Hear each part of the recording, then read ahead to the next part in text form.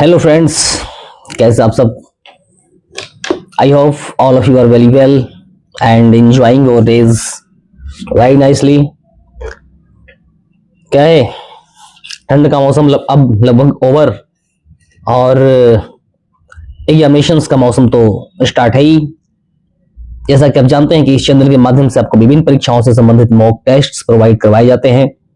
RRB के लिए बहुत सारे, आरआरबी लेवल 1 के लिए बहुत सारे मॉक टेस्ट जीके और जीएस के मैंने आपको प्रोवाइड करवाए हैं। आप उम्मीद है कि पढ़ रहे होंगे। अभी ये सीरीज मैं ये चला रहा हूं फिलहाल, भारतीय संविधान का इंपॉर्टेंट क्वेश्चंस की सीरीज में चला रहा हूं फिलहाल। भारतीय संविधान टॉप 200 सवाल एग्जाम रेडी एमसीक्यूज, इसकी फ्री पीडीएफ भी आपको प्रोवाइड करवाई जाती है, जो कि टेलीग्राम चैनल के माध्यम से जुड़ करके आप इसे डाउनलोड कर सकते हैं। और टेलीग्राम चैनल का लिंक जो है वो वीडियो के डिस्क्रिप्शन बॉक्स में दिए हुए हैं। आपको उचित मार्गदर्शन वही देंगे जो स्वयं सिलेक्टेड हो। तो आपका ये दोस्त वर्तमान में भारतीय रेल सेवा में कार्यरत, भारतीय रेलवे में कार्यरत है, और इसीलिए मैं चीजें बिल्कुल ऑथेंटिक आपको ला करके देता हूं। तो आपको क्यों इस चैनल के माध्यम से पढ़ना चाहिए। एजुकेशन के साथ साथ मैं आपको मोटिवेट भी करता हूं। जब भी आप डिमोटिवेट होने लगते हैं तो आप बच्चों को मोटिवेशन की आवश्यकता होती है। तो दैट्स व्हाई ये channel useful for all the competitive exams student, है ना। धैर्य, उचित मार्गदर्शन और लगातार परिश्रम। दोस्तों, ये 3 ऐसे फैक्ट्स होते हैं जो किसी भी स्टूडेंट को एग्जामिनेशंस में सफल बनाते हैं। सबसे सेंटर में मैंने उचित मार्गदर्शन को रखा है, आप यहाँ पे देख रहे हो। और ये बीच में जो है वो आपका क्या है, this one is the target, है ना। बीच में जो है वो टारगेट है। किसी भी टारगेट को जो है वो अचीव करने के लिए बच्चों को उचित मार्गदर्शन, धैर्य और लगातार परिश्रम की आवश्यकता होती है। उचित मार्गदर्शन तो इस चैनल के माध्यम से आपको मिल ही रहे हैं, है ना, जो कि मैं प्रोवाइड करवा रहा हूं आपको। धैर्य और लगातार परिश्रम जो है वो करेंगे आपको सफल। और निश्चित ही आने वाले दिनों में चाहे जो भी हमारे लक्ष्य हों, हम अपने टारगेट को क्रैक करेंगे, है ना। ये जो हमारा टारगेट है, निश्चित तौर से we will crack our target in coming future. तो आप स्टूडेंट्स को इस चैनल के माध्यम से जुड़ करके तैयारी करनी है ना। चलिए तो शुरू करते हैं अपने संविधान के। ओके दोस्तों, क्यों इस चैनल के माध्यम से आपको पढ़ना चाहिए। आप देखेंगे कि जो एमसीक्यूज में लाता हूँ सिर्फ एमसीक्यूज नहीं होता है, जो लंबी व्याख्याएं होती हैं, इनसे बहुत सारे क्वेश्चंस एराइज होकर के आपके सामने आते हैं। तो इन व्याख्याओं को देखना न भूलें। इससे पहले कि हम इस सेशन की शुरुआत करें, आप बच्चों से मेरा ये कहना है कि अगर अभी तक आपने इस चैनल को सब्सक्राइब नहीं किया है, just to subscribe this channel so that you can get all the notifications. Bell icon को आप दबा करके रखेंगे, अपने दोस्तों में से चैनल को शेयर करेंगे, कमेंट्स बॉक्स में अपनी बातों को लिखेंगे, और मेरे व्हाट्सएप ग्रुप से जुड़ करके और एजुकेशनल कंटेंट को आप प्राप्त करते रहेंगे। उसका नंबर मैं आपको डिस्क्रिप्शन बॉक्स में दे दूंगा। अभी तक मैंने उसे दिया नहीं है। संविधान का कौन सा आर्टिकल बाल श्रम के निषेध से संबंधित है। Which article prohibits child labour.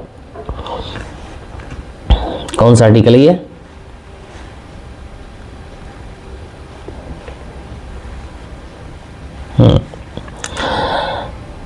हाँ, ये है आर्टिकल 24, है ना। क्या कहता है ये, कारखाने में काम करने वाले छोटे छोटे जो मजदूर बच्चे होते हैं, इनके अधिकारों की रक्षा के लिए आर्टिकल 24, है ना। इस व्याख्या को आप जरूर पढ़ेंगे। आर्टिकल 24, 14 वर्ष से कम आयु, बहुत सारे क्वेश्चन यहाँ से बन रहे हैं। 14 वर्ष से कम आयु के बच्चों को कारखानों में, खदानों में और खतरनाक कार्यों में नियोजित करने पर प्रतिबंध लगाता है। ये प्रावधान जो है वो बाल संरक्षण और मानव गरिमा का संवैधानिक आधार है। देखिए, ये जो आज की वीडियो है, इसमें बहुत सारे इंपॉर्टेंट आर्टिकल्स मैंने इंक्लूड किए हैं। ऐसे बहुत सारी सीरीज, 2 सीरीज पहले ही लॉन्च कर चुका हूँ। ये तीसरी वीडियो है इस सीरीज की, भारतीय संविधान टॉप 200 एमसीक्यू क्वेश्चंस। तो आप देखेंगे कि इसमें मोस्ट इंपोर्टेंट आर्टिकल्स जो विभिन्न परीक्षाओं में रिपीट किए जाते हैं, उन्हें मैंने शामिल किया है। मौलिक कर्तव्यों का उल्लेख संविधान के किस भाग में है। Fundamental duties are mentioned in which part of the constitution. कहाँ? फंडामेंटल ड्यूटीज की बात की जा रही है, तो ये पार्ट 4 है ना, पार्ट 4A में मेंशन है। मौलिक कर्तव्य जो है वो भाग 4A अनुच्छेद 51A में दिए गए और इनका उद्देश्य नागरिकों में जिम्मेदारी और राष्ट्रभक्ति की भावना को विकसित करना और एक जिम्मेदार नागरिक जो है वो हमें डेवलप करना है। इसलिए मौलिक ड्यूटीज के साथ, मौलिक फंडामेंटल राइट्स के साथ साथ हम मौलिक कर्तव्यों की भी बात करते हैं। संविधान के किस आर्टिकल में निःशुल्क एवं अनिवार्य शिक्षा का अधिकार है? Right to free and compulsory education is provided under which article? और यह है आर्टिकल 21A है ना, C option is the right answer here. 86वें संविधान संशोधन कब हुआ था? 2002। अनुच्छेद 21A जो है वो इसमें जोड़ा गया, जिसके अंतर्गत 6 से 14 वर्ष के आयु वर्ग के जो बच्चे हैं, इन बच्चों को निःशुल्क और अनिवार्य शिक्षा का अधिकार जो है वो प्राप्त हुआ। 86वें, कितने बहुत सारे क्वेश्चन यहाँ से rise.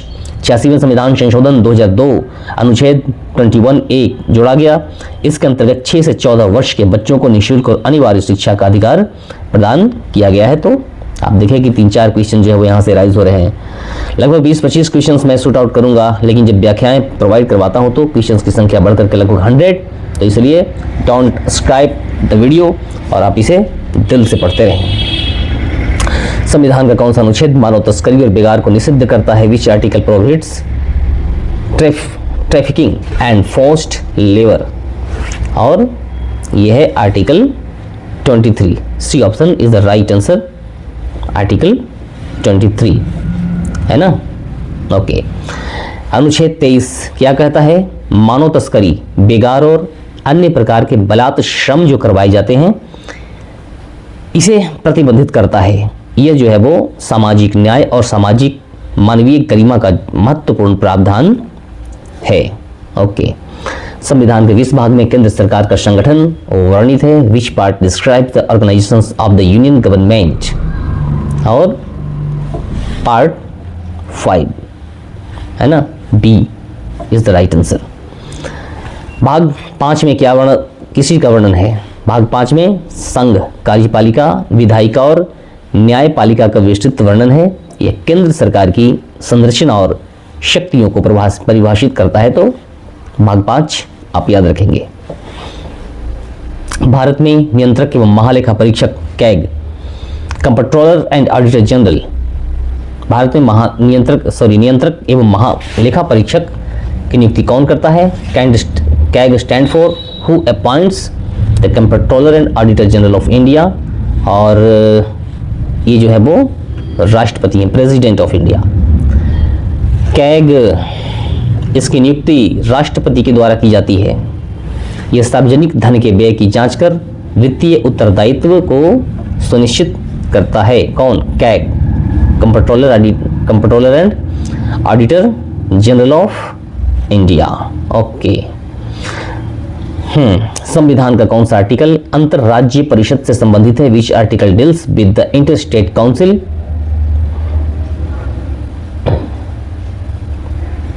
And article 262 is the right answer, A option is the right answer here. इसकी व्याख्या देखिए, मेन जो खूबसूरती है मेरे क्लास की, वो व्याख्याएं जो मैं देता हूं यही है, तो आप इसे जरूर पढ़ें। आर्टिकल 263 अंतरराज्यीय परिषद के गठन का प्रावधान करता है, जिसका उद्देश्य केंद्र और राज्यों के बीच समन्वय को बढ़ावा देना है। तो देख रहे हैं कैसे क्वेश्चन यहाँ से शूट आउट होते हुए, बिल्कुल लंबी व्याख्याओं के साथ, जो कि ऑडियो विजुअल तरीके से आपको दे रहे हैं एक नए आयाम, और यहाँ से बहुत कुछ सीखते हुए स्टूडेंट्स बहुत कुछ करते हुए इस चैनल के माध्यम से। ओके, संविधान की 12वीं अनुसूची किससे संबंधित है? The 12th schedule is related to which subject? ये जो है वो नगर पालिकाओं से, नगर पालिकाएं जो होती हैं इनसे संबंधित है, म्यूनिसिपैलिटी से संबंधित है। संविधान की कौन सी अनुसूची? 12वीं अनुसूची। ओके, तो यहाँ से भी एक क्वेश्चन बन रहा है। कौन से संविधान संशोधन?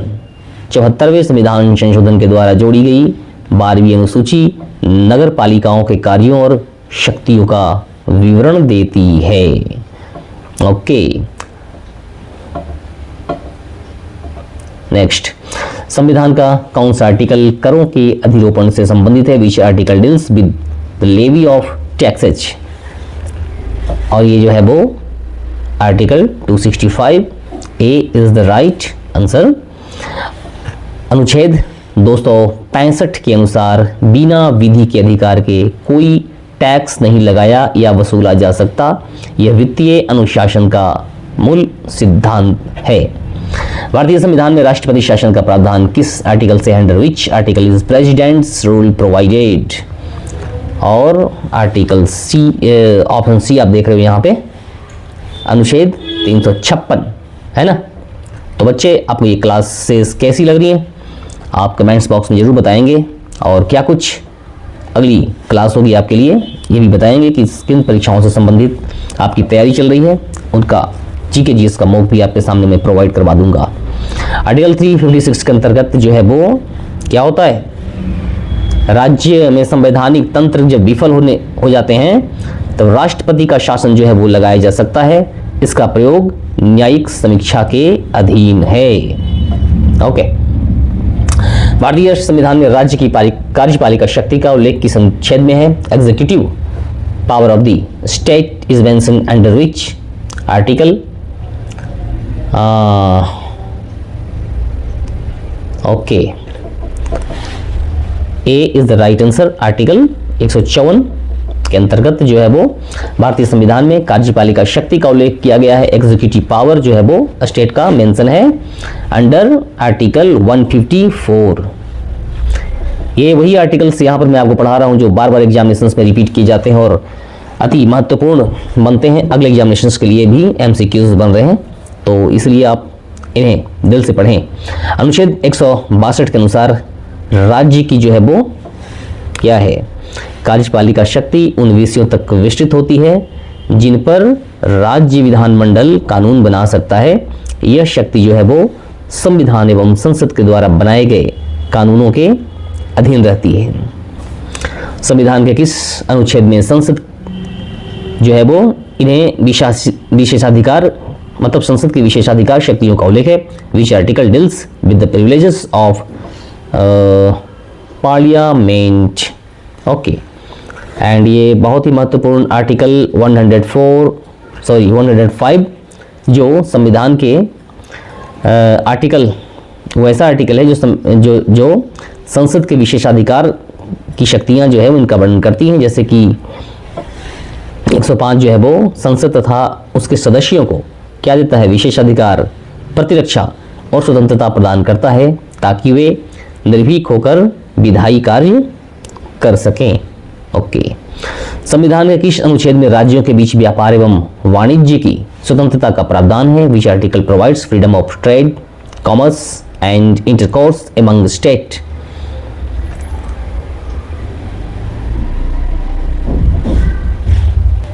और बच्चों, ये आर्टिकल है आर्टिकल 301। हम अपने देश की सीमा के अंतर्गत कहीं भी आ सकते हैं, जा सकते हैं और क्या कर सकते हैं? व्यापार और वाणिज्य कर सकते हैं। ओके, आर्थिक स्वतंत्रता का अधिकार जो है वो हमारे संविधान में वर्णित अनुच्छेद 301 पूरे भारत में, पूरे क्षेत्र में व्यापार, वाणिज्य और आवागमन की स्वतंत्रता की गारंटी देता है, जिससे आर्थिक एकीकरण को जो है वो बढ़ावा मिलता है। संविधान में संयुक्त बैठक का प्रावधान किस अनुच्छेद में है? Provision of joint sitting of parliament under which article? और B is the right answer. Article 108 क्या डील्स करता है? ये ज्वाइंट सिटिंग है ना। अनुच्छेद 108 के अंतर्गत लोकसभा और राज्यसभा के बीच गतिरोध होने पर जो है वो संयुक्त बैठक बुलाई जाती है, जिसकी अध्यक्षता लोकसभा अध्यक्ष करते हैं। ओके, संविधान का कौन सा अनुच्छेद उच्च न्यायालयों की स्थापना से संबंधित है? Which article provides for the establishment of high court? है ना, किसकी बात कर रही है? हाई कोर्ट की बात कर रहा है। Article 214। A is the right answer. Okay, अनुच्छेद 214 के अनुसार प्रत्येक राज्य के लिए एक उच्च न्यायालय होगा। यह न्यायिक संघवाद का एक महत्वपूर्ण स्तंभ है। संविधान की 11वीं अनुसूची किससे संबंधित है? The 12th schedule relates to which subject? और 11वीं अनुसूची ये जो है वो पंचायतों से संबंधित है। ओके, कौन से संविधान संशोधन? 73वें संविधान संशोधन के द्वारा जोड़ी गई 11वीं अनुसूची में पंचायतों के 29 सब्जेक्ट सूचीबद्ध हैं जो कि स्थानीय स्वशासन को सुदृढ़ करते हैं, है ना। ओके, संविधान के किस अनुच्छेद में नियंत्रक एवं महालेखा परीक्षक की शक्तियां वर्णित है? Powers of the comptroller and auditor general R mentioned under which article? हाँ, बड़े महत्वपूर्ण क्वेश्चन। इनकी नियुक्ति कौन करता है? कंप्ट्रोलर एंड ऑडिटर जनरल की भारत के राष्ट्रपति, जिसे आपने देखा फिलहाल, related to article 149 of Indian constitution. क्या काम है कैग का? अनुच्छेद 149 कैग के कर्तव्यों और शक्तियों का वर्णन करता है, जिसके माध्यम से सार्वजनिक व्यय एवं संसदीय नियंत्रण सुनिश्चित होता है। ओके, कैग एक बहुत बड़ा ऑफिसर्स ऑफ इंडियन गवर्नमेंट। संविधान का कौन सा अनुच्छेद राज्यों को नई अखिल भारतीय सेवाएं बनाने की अनुमति प्रदान करता है? बार बार एग्जामिनेशंस में रिपीट किया जाने वाला question. Which article allows creation of new all India services? कौन? Article 312, right option is the C. और आर्टिकल 312 जो है वो ऐसा प्रोविजन करता है ना। अनुच्छेद 312 के अंतर्गत राज्यसभा के विशेष बहुमत से नई अखिल भारतीय सेवाओं का सृजन किया जा सकता है, जो प्रशासनिक एकरूपता को बढ़ाता है। तो article 312 is very important article and allows creation of new all India services. संविधान में अनुसूचित जनजातियों के लिए राष्ट्रीय आयोग का उल्लेख किस अनुच्छेद में है? Which articles provides for the national commission for scheduled tribes? Scheduled tribes की बात की जा रही है और इनके लिए जो है वो नेशनल कमीशन बनाने का जो है वो प्रोविजन देता है article 338A। B is the right answer and article 338A जो है वो आर्टिकल है रिलेटेड शेड्यूल्ड ट्राइब्स के नेशनल कमीशंस के फॉर्मेशन से। कौन से संविधान संशोधन? देखिए यहाँ से क्वेश्चंस कैसे कैसे राइज होते हैं मेरी व्याख्याओं में, इसलिए व्याख्याएं देखना बहुत जरूरी। 89वें संविधान संशोधन के द्वारा जोड़ा गया अनुच्छेद 338A अनुसूचित जनजातियों के लिए पृथक राष्ट्रीय आयोग की स्थापना की वकालत करता है। ओके, संविधान के किस अनुच्छेद में वित्तीय आपातकाल का प्रावधान है? Financial emergencies provided under which article? Okay, financial आपातकाल, फाइनेंशियल इमरजेंसी की बात की जा रही है, तो दिस इज आर्टिकल 360, है ना। ओके, अनुच्छेद 360 के अंतर्गत वित्तीय आपातकाल की घोषणा की जा सकती है जब भारत या उसके किसी भाग की वित्तीय स्थिरता जो है वो खतरे में होती है, तो क्या किया जाता है? वित्तीय आपातकाल लागू किया जाता है ना।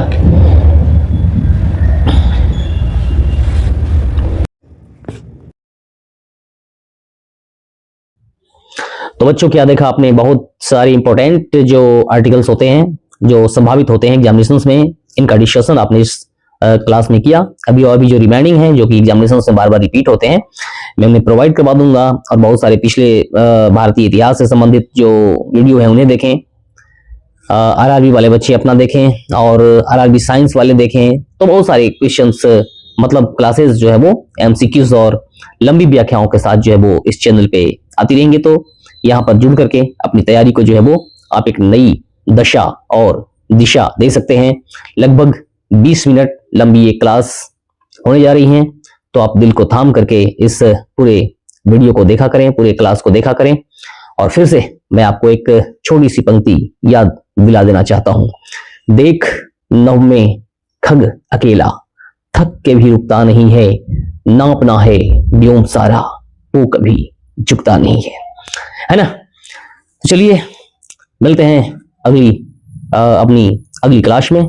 तब तक के लिए आप खुश रहें, मस्त रहें और इस चैनल के माध्यम से जुड़ करके पढ़ाई करते रहें। और मैं आपको हमेशा एक खूबसूरत मतलब अच्छे कंटेंट और ऑथेंटिक कंटेंट्स प्रोवाइड करवाता रहूंगा, क्योंकि मैं आपका दोस्त और एजुकेटर, टीचर और एजुकेटर और मोटिवेटर भी हूं, जो आपको मोटिवेट करके और आपको आपकी मंजिल तक ले जाऊंगा।